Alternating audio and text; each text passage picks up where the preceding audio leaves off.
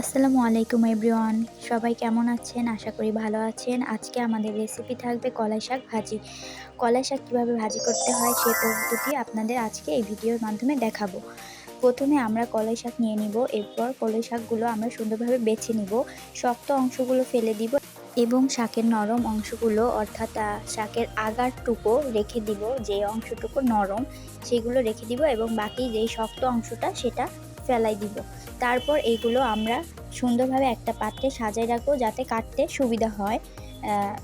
আর এখন আমরা এগুলো হচ্ছে শাকের যেগুলো শক্ত অংশ ছিল সেগুলো।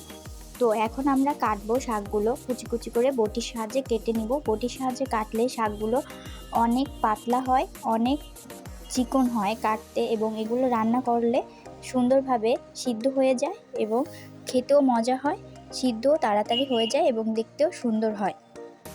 শাকের মধ্যে আমরা দিয়ে দিব পেঁয়াজের পাতা, অর্থাৎ পেঁয়াজের যে কলি নামে যেটা পরিচিত সেটা। এটা দিলে শাকের টেস্টটি আরও দ্বিগুণ বেড়ে যায়। তারপর পেঁয়াজ পাতার মধ্যে যেই ফুলগুলো আছে এগুলো আমরা ফেলে দিব। তারপর একটা প্যানে 3 টেবিল চামচ রান্নার তেল নিয়ে নিব। এর মধ্যে আমরা একটা রসুন কুচি দিয়ে দিব, তারপর 2টো পেঁয়াজ কুচি দিয়ে দিব, 8 থেকে 9টা কাঁচামরিচ দিয়ে দিব। শাকের ঝালের পরিমাণটা একটু বেশি দিলে শাকের টেস্ট আরও ভালো হয়।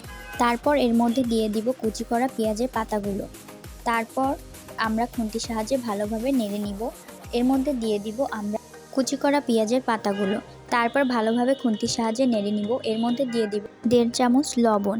লবণটা যে যার মতো পরিমাণ বুঝে দিয়ে দিবেন। পেঁয়াজ মরিচগুলো হালকা ভাজা ভাজা হয়ে আসার পর এর মধ্যে দিয়ে দিব কুচি করা শাকগুলো দেওয়ার পর হালকা আলতোভাবে নেড়ে চেড়ে দেওয়ার পর এর মধ্যে বাকি শাকগুলো দিয়ে দিব।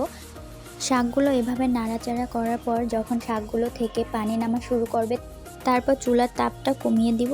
চুলার হিটটা লো হিটে রেখেই আমরা শাকগুলো এভাবে খুন্তির সাহায্যে নেড়ে চেড়ে শাকগুলো কষিয়ে ফেলবো।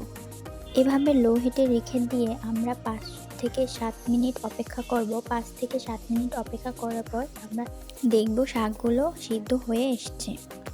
এভাবেই হয়ে গেল খুব অল্প সময়ের মধ্যে শাক রান্নার রেসিপি।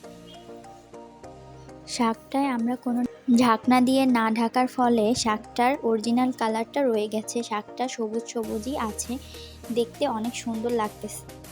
তো কেমন লাগলো আপনাদের কাছে ভিডিওটা যদি ভালো লেগে থাকে তাহলে লাইক কমেন্ট করে পাশে থাকবেন এবং আমার চ্যানেলটি সাবস্ক্রাইব করবেন। সবাইকে ধন্যবাদ ভিডিওটি দেখার জন্য।